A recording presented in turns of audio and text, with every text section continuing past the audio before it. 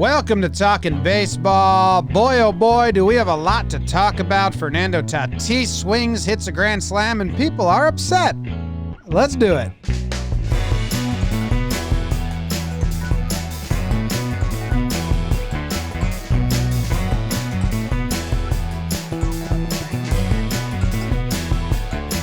What's going on, everybody? Welcome back to Talkin' Baseball. My name is Jimmy. I got Jake sitting to my left. We got Trevor coming to you from California. Big baby David behind the dish. And we are live in the Roosevelt Studios in the Bronx. That's rsvlts.com/Jomboy. Go get yourself a hat, a shirt, 20% off, whatever you want. A lot of fun stuff to talk about today, Jake. One big thing that's pretty hot. Hot in the streets. But first, Jake, how are you doing?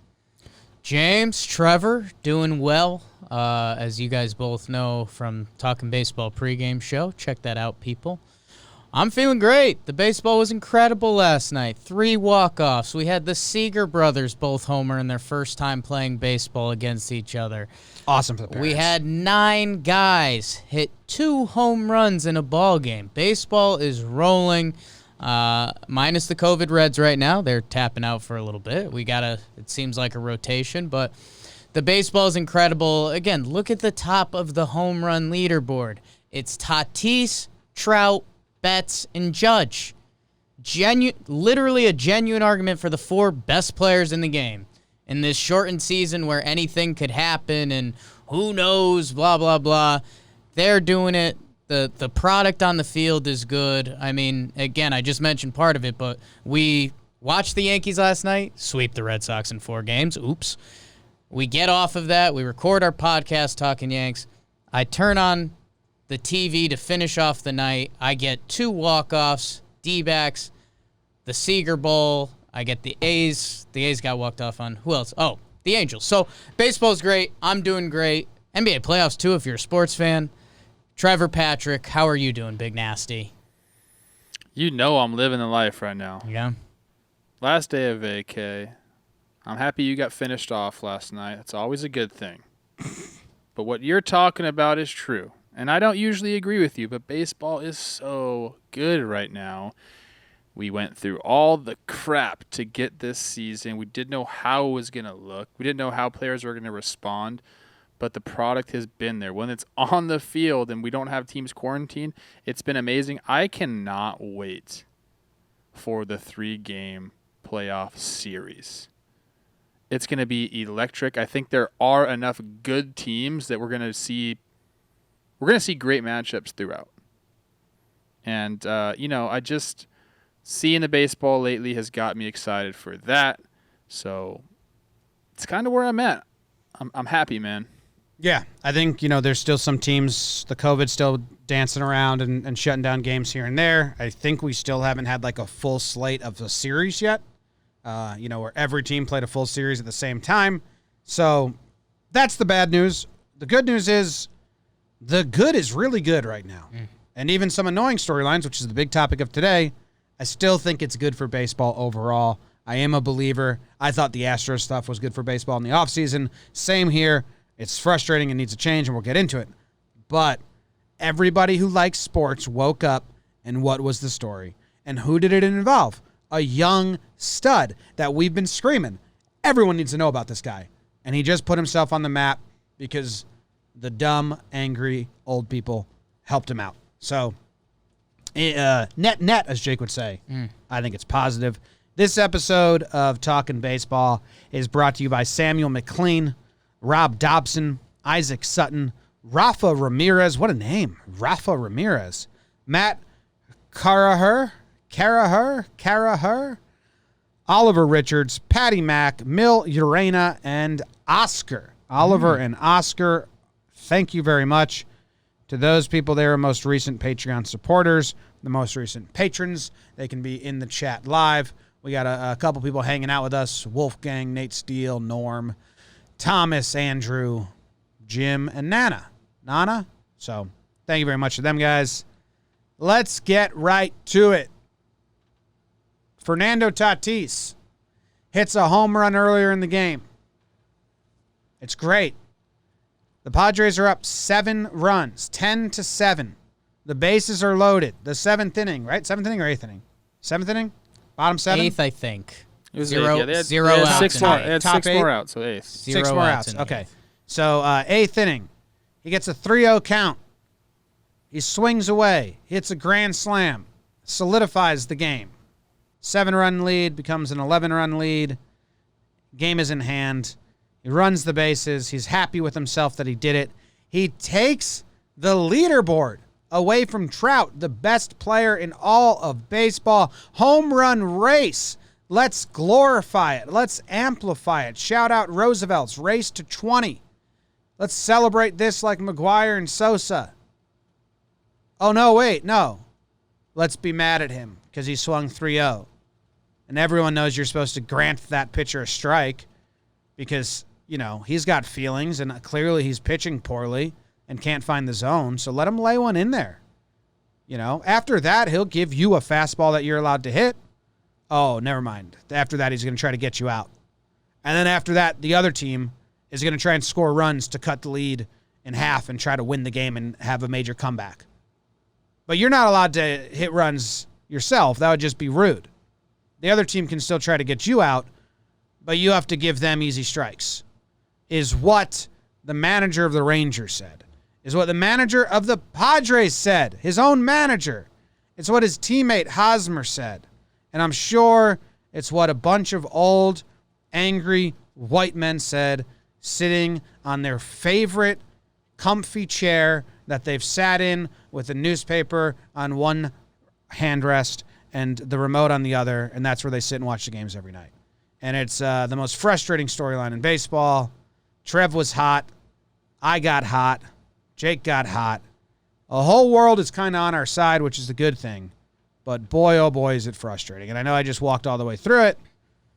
But Jake, Trev, I don't know who wants to go first. Trevor, go get it, kid. Trev, as a player, man, you tweeted out something really interesting. You said, yeah, we are told to take 3-0, but it's stupid.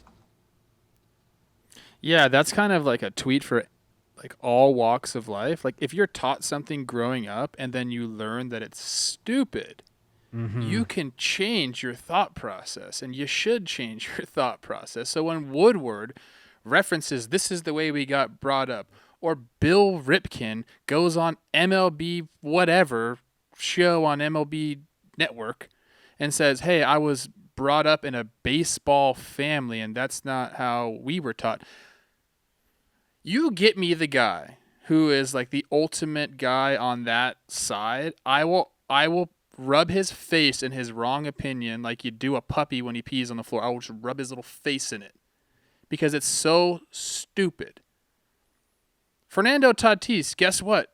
Grew up in a baseball household. He knows the rules of the game. He understands how to play the game. It's just a dumb rule.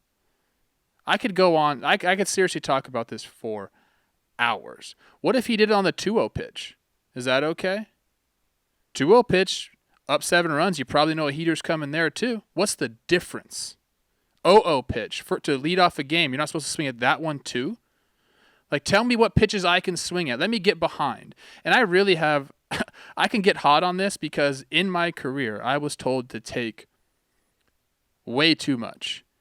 We would get down by – if we were down by 3 or more runs in, like, the 7th inning or on, and you were leading off an inning, or there were no outs, we were told to take a strike. Now, I don't know if you know what the difference in batting average is from 0-0 to 0-1. It's drastic. All the numbers fall off a freaking cliff, dude. So you're telling me the hardest thing in sports to do, hitting at the major league level, you want to give a leg up to the pitcher? Because what? He fell behind 3 strikes or you're down a few runs? That makes absolutely no sense. And I had guys, former teammates of mine, texting me out last night saying like, hey, come on, man, you know how it is. You can't be doing that. Would you steal? Would you do all this? And guess what? They were all pitchers. Yeah. This is so dumb. It doesn't make any sense to me. You had 6 outs left in the game. You're up 7 runs. How many times have we seen teams erupt for 7 runs in 1 inning, let alone 2 innings? It doesn't make any sense to me. And like Jim, you were talking about it. Fernando Tatis, he's one of the biggest stars in baseball.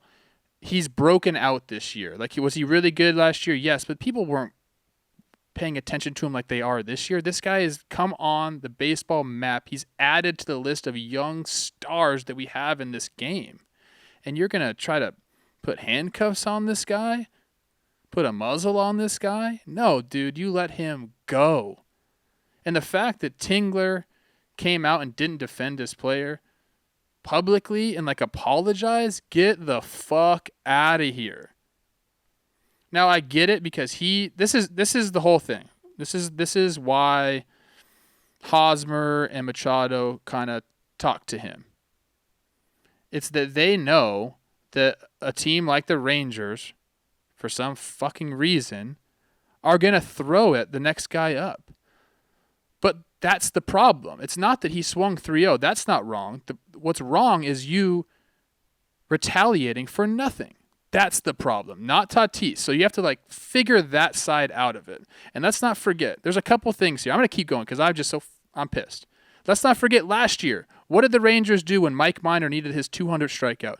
They let a pop-up fall in foul ground because they wanted to get this guy 200 strikeouts. Don't talk to me about unwritten rules when you're letting pop flies fall in foul territory so your pitcher can hit a mark for strikeouts. Get out of here. Not only that, someone sent this to me and it's hilarious.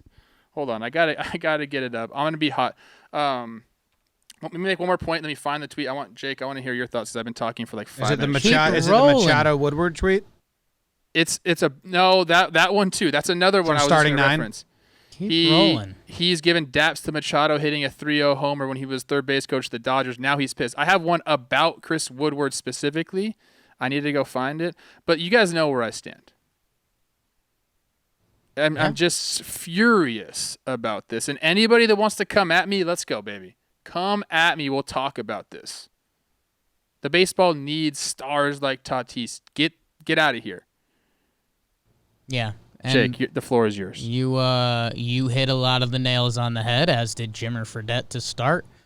So I don't need to deep dive into it. Yeah, I think the only thing where I'm not running as hot, and Jimmy mentioned no PR is bad PR. I think it's a little different than the Astros thing because the people that aren't big baseball people, I know our friend Big Evan commented under Trevor's tweet, and he was like, why is this even a story? Because if you look into it, you find out that one of the best young players hit a home run, which that is good PR. So if that's what it takes to get Tatis out there, sure, let's get weird with it. And the big thing that never got me completely hot about this is that the wave is here. The only two people that I've seen mad about this were Woodward and Tingler. I think, like you mentioned, Hosmer and Machado did some veteran stuff, which I think some of that's eyewash on the field. I'm going to talk to you and let you know, kid, and then they go into the dugout and they say, yeah, hit a grand slam whenever you can. And there's too many other things tied into this, and I think sometimes we get hard on the analytics nerds when they don't give guys the right defensive respect or, they're just missing something in the shape of baseball. If the best pitch you get in an at-bat is a 3-0 pitch, go get it. And there's too many stats and money that are now tied into this that if you keep going that, you know what, when Tatis is up for hits free agency, do you think they care if he took that 3-0 fastball and then he grounded out to third base? Do you think Tatis can point back to his stats and say, well, I took that 3-0 fastball, I would have hit a homer? No, they're not going to give you any love for that. But if you have another home run in the tally book, they're going to give you love for that. So there's just too much to tied to it. And as Trevor mentioned, we grow as a society. Phil Hughes tried to do a football comparison. Friend of the pod, Phil Hughes. Close, actual real-life friend of Trevor Plouffe. And he tried to do a football comparison, and it didn't work at all. Sorry, Phil, I love you. Because when teams try to run out the clock, it's because they're trying to secure victory. And there is no clock in baseball. You try to secure victory with more runs. You don't run out the clock to that increases your odds of winning. Yes, you're not looking after the other. Yes. Yeah. So, Play if team's you're feelings. comparing it to passing in football, games evolve, man. I mean, look at the game of baseball, look at the game of football if you want to look at it like that. Like, yes, there's more passing because passing can lead to more scoring. There's more home runs because home run leads to more scoring. And that's all they're trying to do. And it's I think that's why I'm not getting hot about it, because I really haven't seen who's the guy on Twitter? Who's the baseball media person that's really driving it home like that's a mistake, you can't do that? I haven't seen it, so I think that's a good thing, and there's still some old heads involved in baseball. Okay, so that's where Tingler and Woodward aren't old heads. These are new young managers that are supposed to be part of the Tingler's supposed to be part of the shift of the game. He was literally brought in to be a player's manager to take this young Padres team and mold them and be the Boone and be the Ross and the Cora and like the young new manager. And he's not an old head. If this is Leland or Gardenhire, I get it. Or even Madden, like these are supposed to be the new. Sure. So that's where I'm so disappointed. Tingler, what the fuck are you doing, man? He's the biggest stud. He's your golden goose. Publicly, fucking wipe his ass for him and kiss his forehead. If you want to talk to him behind closed doors and say, dude, hey, if we give you that sign to not swing, you can't swing. That's a direct order. Well, if you want to swing 3-0, let us know and maybe we'll allow it. Do that behind closed doors, but publicly, Tingler, your one fucking job is to babysit these young studs on the Padres and have their back publicly. Can you imagine Boone doing that if Glaber got in shit? Boone it's the connection. Will lie through his teeth to protect his guys. It's Tingler still being too connected to this Texas team. I mean, that's where I think the optics are even worse. Yeah, for that's Tingler. What's fueled this whole fire, and it's really dumb. It's really dumb. And like Trev, I don't know if he dug it up and found it, but I mean, Woodward's walking all over himself and looking like an idiot. Yeah, Tingler not protecting his guy is really stupid. But yeah, I mean, these guys being linked so closely, and then I think the old heads thing, you're absolutely right on this, but I think that ties back into what Trevor's saying, is that they're doing that and they're saying that stuff, so there's not beanballs today, that there weren't beanballs yesterday, that's why they're doing that whole act, which, again, is just dumb all around. It's stupid. I can't find the tweet I was looking for. My Twitter's a mess right now. Make it up. It had to do with Woodard and like a home run that he hit, or like it was like, how do you have that reaction when this happened to you? I'm going to try to find it. It's not that big of a deal because everyone knows how dumb this is. Like, it's just, what are you supposed to do, man? Well, dude, the biggest thing is Tatis came out and apologized. And the dude just hit his second home run. And the dude had a fantastic night at the plate. He passed Trout for home runs. And what's he do in his postgame? He apologizes and says, sorry, I didn't know the official unwritten rule. I didn't know if I wasn't allowed to swing on 3-0 with 5 runs, 6 runs, or 7-run lead. I didn't know what it was. And do you want to hear what the official unwritten this rule is? This is what I've been taught, and I'm sure this is what everyone is taught. It's supposed to be 6 runs after 6. Okay. Maybe back in like the 80s. Yeah. That was okay when Red Machine, yeah. 6 after 6 ain't shit anymore. You're telling me with 6 runs and 9 outs to give, we should stop? We should go station to station? Nah, man. And the thing is, it's like, okay, you have that rule. Say you abide by the 6 after 6 rule. Okay? When you hit a ball in the gap, you still go to second base. You're still trying to hit the ball hard. Okay? So do you think the stolen base stuff still applies? It's different because you're putting yourself you're trying to move forward on a base. That's not the same as being up there trying to hit the ball. Right. It's just a count. Yeah. And if there's so many different things. If they're not holding you on, you can just go and waltz in there. No one says a dang thing. It's like the catchers don't like that because they don't want to get a caught stealing or a stolen base against them. It's all about like not hurting people's feelings. Get out of here. You know who gets their feelings hurt the most? Hitters. We fail the most, dude. It's so hard. I am not giving you a strike ever. Ever, ever, ever. Do you want to know before this game, in the 5 games before this game, how many runs do you think the Padres bullpen gave up on average in the 5 games before this game? 3 or 4. 4.5 runs. So you have a 7-run lead. Your bullpen sucks. You give up those 4 runs that you've averaged the last 5 games. Now you're in a save situation.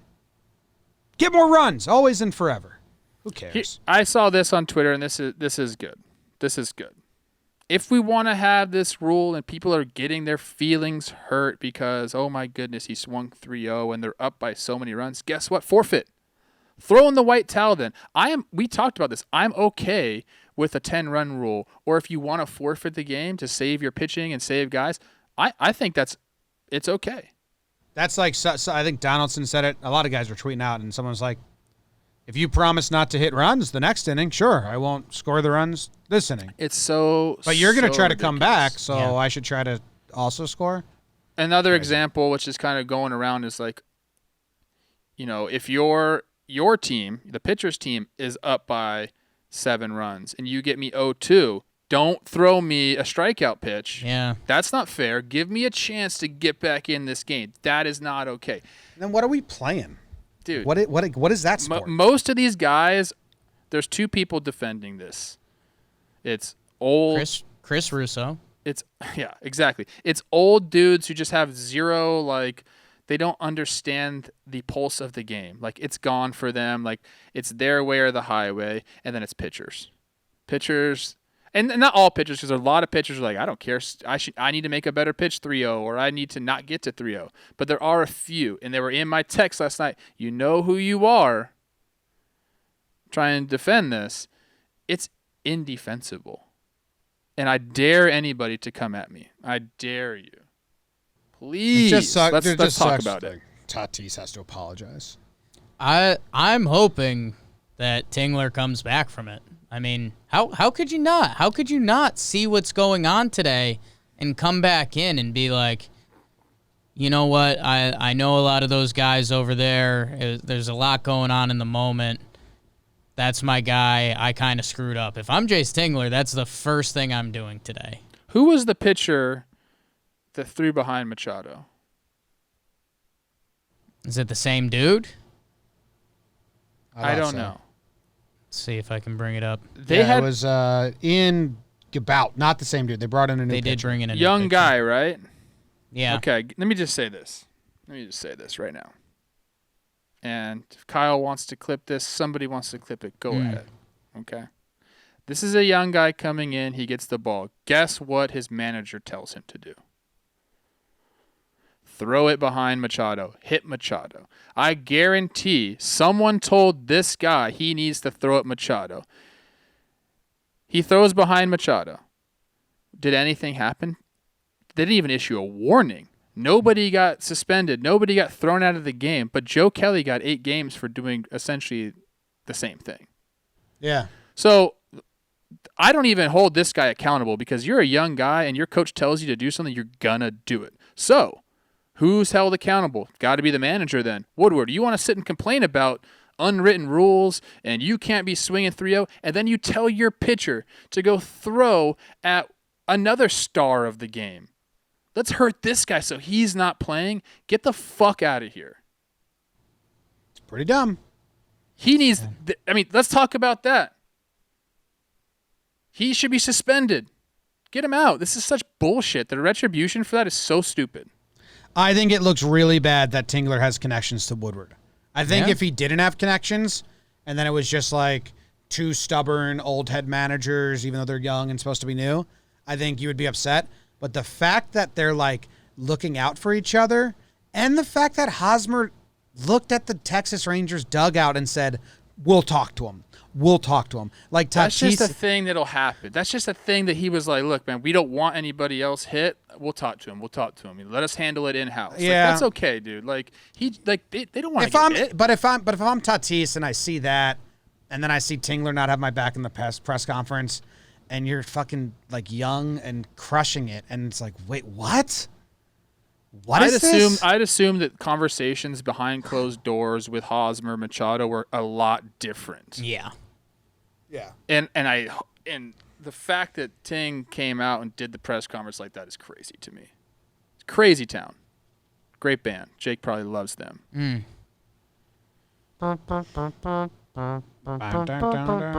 That's Funky Town, but yeah, I don't know. Yeah. It's It gets me hot, man. I feel like I've cussed a little bit too much. I'm sorry for that. It just gets. I run hot with this stuff because come on, man. What is baseball? better It's an entertainment sport. Yeah. Yeah. Let the guy entertain. He's the most entertaining guy in baseball right now. Someone in the chat said also the Rangers were the team to blow out the O's 30-3. I want to find that tweet about something with Woodward too. It was like this. He's like this. Someone should retweet this 1 million times. Like it's hilarious. It's just you look horrible, man. Yeah. Okay. Dumb. Oh yeah, wait. I was supposed to give a little monologue on Lance Lynn. Okay. Okay. Here we go. So Mike Minor cannot hit Tatis because he was the guy telling Ronald Guzman, don't catch the pop fly. Don't catch the pop fly. I'm trying to get 200 strikeouts. I think he either got an incentive for that or he just wanted it as a milestone. He's got it, yeah. Either way, guess what, man? Stats pay. Guess what? Tatis trying to get paid. So anyways, Minor can't hit him. I am going to text Kyle Gibson, who's throwing on Thursday. We're going to talk. He's not going to hit him either. I'm just going to make that clear to him, hopefully. And I don't think Kyle's that kind of guy. Friend of the pod. I mean, if you hit him now, you look so like you got to look at the public reaction and. You know who doesn't give a shit about the public reaction? Lance Lynn, who's pitching. I don't think Lance Lynn wants to hit people either. No. He's having a great He's season. the one guy I'm worried about. I want to just reach out. He doesn't even go on the internet. I'm not even sure he's ever been on the internet. He whoops and hollers. Lance is all about kind of. Let me know how your carrier pigeon to Lance goes. He literally grabs his nuts. If someone could send a carrier pigeon of this transcript to Lance so he gets it, it'd be nice. Lance, please don't hit Tatis. No, it would be badass don't if I was do it, man. If I was a Texas Rangers fan, if you struck out Tatis. If you just punched him, made him look silly, beat him at the game of baseball. Yeah. Win some baseball games. Go beat them. Yeah. Jeez. All right. We're going to move on. We got a couple more things to talk about, but first I got to tell you about DraftKings because they are bad transition. Hey, it's Jomboy here telling you there are 100 million reasons why you should listen up. DraftKings, the leader in one-day fantasy sports, is celebrating the return to sports by giving away up to $100 million in prizes to all of their customers, including one lucky winner who will take home a $1 million cash prize. To claim your share of up to $100 million in instant giveaways, all you have to do is download the app and sign up using promo code JOMBOY. Then enter DraftKings free football survivor pool. You like survivor pools, Trev? Big fan? Trev shakes his head yes. He is a big fan. It's really that easy to claim your share of up to $100 million in instant giveaways and put yourself in the running to win a $1 million cash prize. While the top prize is reserved for one lucky winner, everybody who signs up and enters DraftKings free football survivor pool will receive an instant bonus prize of at least $5 in value upon entering. When Jake signed up, he got so much value. While you're in the app, don't forget to check out all of the great daily fantasy contests DraftKings is hosting for this week's basketball and golf action as well. Download the DraftKings app now and use promo code JOMBOY to claim your share of $100 million in instant giveaways and put yourself in the running for $1 million cash top prize. That's promo code JOMBOY to get your share of $100 million in prizes only at DraftKings. Eligibility restrictions apply. See DraftKings.com for more details. Trevor, I think I might have found your Woodward quote. I found the tweet too. Okay. I found the tweet that I was referencing. You want me to guess it and see if it's right? Yeah, go for it. The one I saw was, we don't quit. We fight. We have quality at bats late. We were one hit away from tying the game or winning the game. Can't say enough about that. Chris Woodward in 2019 after his Rangers came within a hit of tying the Orioles after being down 7 in the 9th. I mean, yeah. I love that. This is the one I got.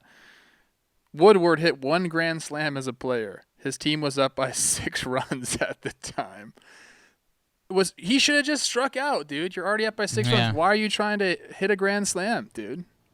Send me those tweets. I want them for the breakdown. Okay, I will. Breakdown. Yours was really good. Man. Where'd you find that? Who tweeted that? We don't love the person, so I'd rather not. Okay. Yeah, you just use the actual quote. Yeah, I just find the quote originally. In your face person we don't like, who I don't know who it is, but I have a pretty good guess. There's so many. For me, there's so many. So this is old news now, Trev, but Clevenger and Plesac got sent to the satellite camp, and we haven't talked about this with you yet. We talked about it on some pregame shows. Did we talk about it? I don't think we did. It seems like straight roster manipulation to me. Trev, your thoughts? 100%. You know, Passon's got the in on the secret closed door meeting, apparently.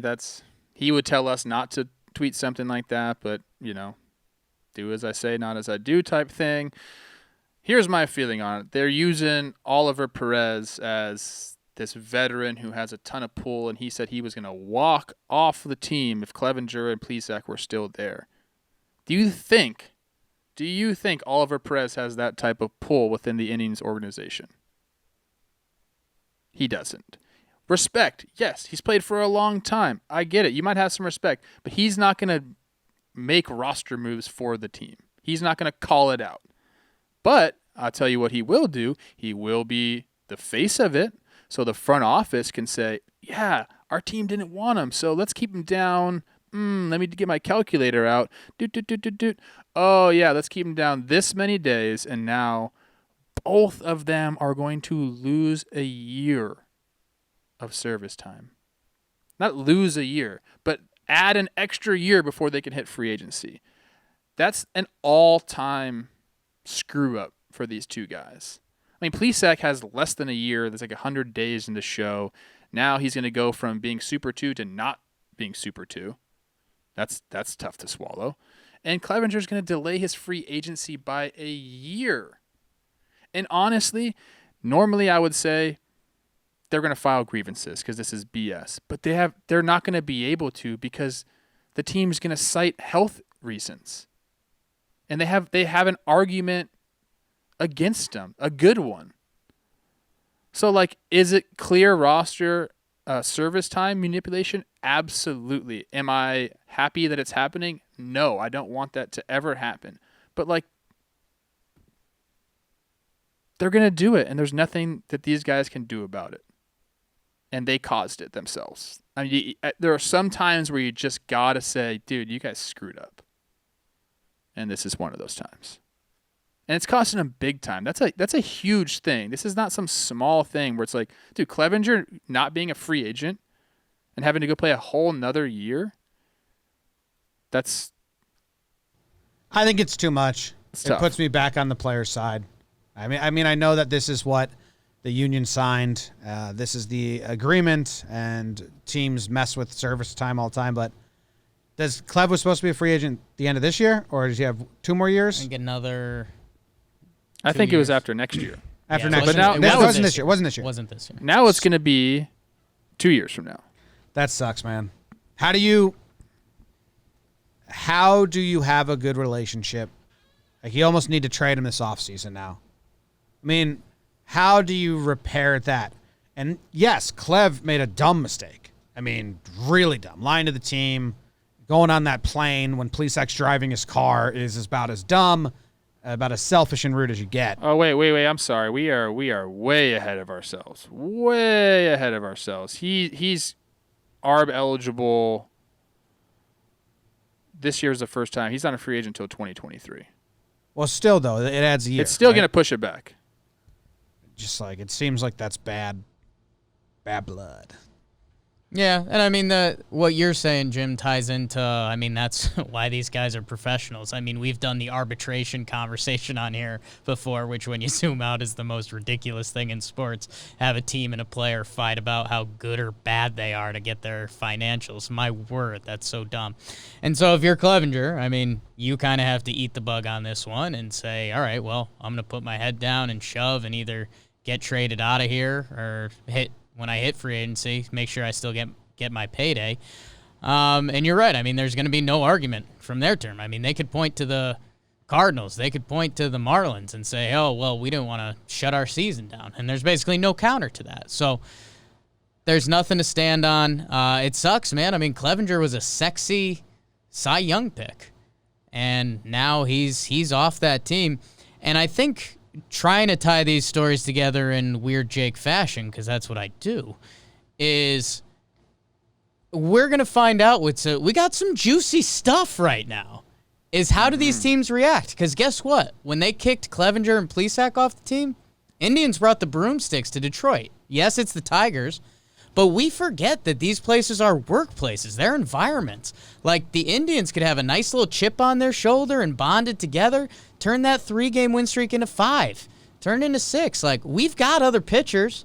You know, Trev will talk to you about Plutko all day. We've been trying to get him to stop.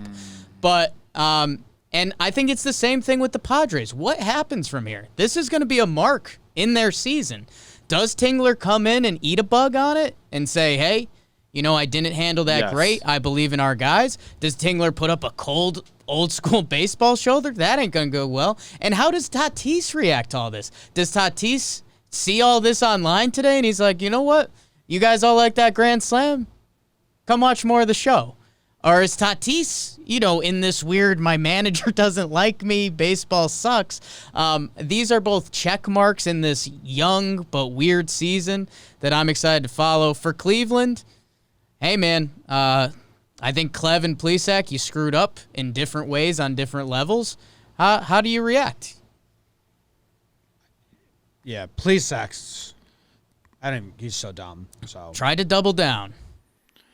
I've talked to some people about him, and I'll just, you know, I hate that. Look, I root for players. These guys are good players. I mean, they're good for the game too. They have personalities. If you like them or not, whatever. Like these are good. I don't really know. Well, Plesac, first glimpse at Clevinger Plesac's personality, I don't think it's good. Yeah, for I'm not going anything. to talk on Plesac because I don't know him. Haven't seen Judging enough on of the him. But one Clevenger's has a personality. It's a personality that people seem to enjoy. He hits a target demo. He's a good pitcher. You want to see these guys on the field. You want to see them getting paid because they've worked their ass off. But then, you know, you can't do dumb stuff and not, you know, have consequences. So I really hope the Indians don't go through this and hold them down because they're also, guess what? Like, they got to win games, and these guys help them win games. Next time we do a giveaway, one of the giveaways is going to be a 2-minute video of Jimmy doing his Clevinger impression because it's a sight to see. It's kind of beautiful. And guys, how about my fake narrative I just made up? So they swept Detroit after the incident.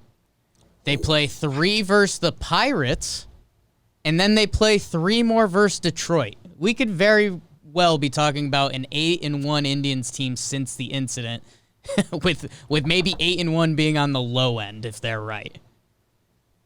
That'd be cool. Anything else? We have anything else? Oh, the bubble. The bubble. We're not going to spend a lot of time on this, but we figured we'd just keep you guys informed for those that aren't up to date. And I'm not even up to date. The article's too long for me passing. That's not your fault. It's not on you. Me and articles don't get along. Which is weird because I love books, but I don't like articles. They're going to do a bubble for the playoffs. We've been saying it. Jake's been saying it. It seems like they're already starting this. They reached out to the NHL to ask them about the benefits of a bubble. I'm sure the NHL said, keeps players safe. We're in a pandemic. And then MLB was like, oh, shit. Smart. That's awesome. It's really smart. Hey, Bob, they say there's benefits. And then they run the bubble plan. What are the cities they're talking about, Baby D? Arlington and San Diego were the 2 front runners. I believe Milwaukee, New York, and Chicago were all listed as places also being considered, but those are the 2. Nice. So it's happening. I mean, we'll keep tabs on it for you. I don't think there's anything more to discuss. It sounds smart. It sounds better. Can I Actually say sounds kind of something? fun. Yeah, what do you want? What do you got, Trev? Well, I had hoped that MLB didn't just start thinking about a bubble. No, but they're putting it in place. Yeah, you couldn't have this season in a bubble. There's too many teams, too many games. Couldn't do it. Doesn't work for baseball.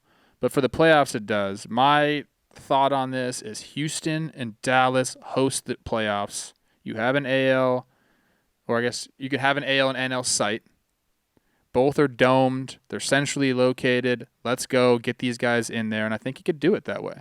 Yeah. We'll keep up. They should do it. Sounds like they're going to do it. Yeah, I mean, you mentioned the player safety stuff. I think more importantly to the people making decisions is the money part. And if a playoff series were to get shut down, that could be a potential fiasco. Oh, yeah. So the bubble makes a lot of sense, and I think the guys will be fine with it because, I mean, you know, if you do an AL, NL bubble, that's going to be 2-3 weeks. Have everybody check in, do your spit test, do a couple follow-up spit tests, and in theory you should be all right. I think the players are fine with that.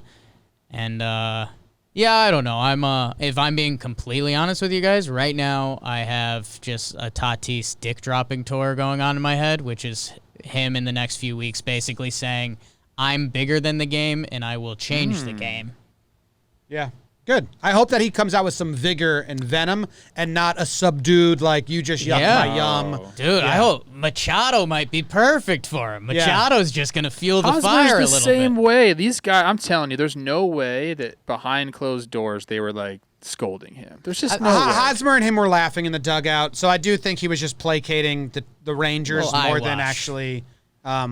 You think he was like, hey, man, I'm going to look like I'm talking to you about something right now, but really that shit was so awesome. Like, you should just keep hitting 3-0 grannies, and I'm going to act like I'm chastising you, but really that was sick. Or just along the, hey, these guys are big fucking babies. Tingler is best friends with Woodward. They go to each other's houses and pool parties, so, like, we just got to act like we can't do this. I know the camera's behind me. Woodward and Tingler, butt buddy babies. So Jomboy's not going to be able to read my lips. The camera's behind me. Tingler is a grinder. I get it. He's been in the game a long time, but he's also coached a bunch of winter ball. He's very good with the Latin guys. And if anyone has ever played winter ball or understands how these the DR and Venezuela and even Puerto Rico, how they play the game, like they don't.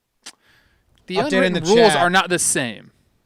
Tingler, I guess, is having a press conference right now, and he said, at the end of the day, I'm happy the 21-year-old missed that sign, I guess. Eat the bug, Tingler. Dude, what? Stupid quote. That is still a stupid quote. Yeah. Hey, this ties into Jimmer's good for the game thing. Have you ever been more excited for a Padres pregame manager interview? And have you ever been more excited for a 3-0 pitch in a Padres game? Tingler sucks, man. Out. I didn't like his whole presence in the press conference. I told you I'm not a fan of the Texas Rangers organization. Hey, Trev, I know that Boone Savage's rant is cringy if you're not a Yankees fan. Like, our dudes are savages in that box. If you're not a Yankees fan, I can understand you being like, that sucks. But all you need out of these managers is have your players back at all ends. So it's literally their only job. So the players feel like you have a leader. And, like, to mess it up in your easiest and first opportunity and now to backtrack the next day after you get ripped to the media. And I'm glad he's backtracking instead of doubling down. You have to backtrack. Just a really bad look for Tingler, I think, in his first kind of test of sorts. And I think he failed it. I didn't really know what he was about. I still don't really know what he's about. But in that one interview, I thought he came off like, it's just so easy to have your golden gooses back. That guy, I hope he swings at every pitch and hits a home run. Like, I'm never going to be upset when that dude's doing what he does. He's lighting up the sport. It's so easy. Yeah. It's so easy. What an idiot. I got nothing, man. That's just, there's no, like, looking towards the other side and seeing that it could be right. Like, it's just wrong. I was brought up that way too, man. I got it pounded into my head, dude. Pounded. This is the right way to play the game, blah, blah, blah. Some things you can change your opinion on. This is one of them, Ting. Chris Woodward. Let's go. Ting's back pedaling hard, which is good.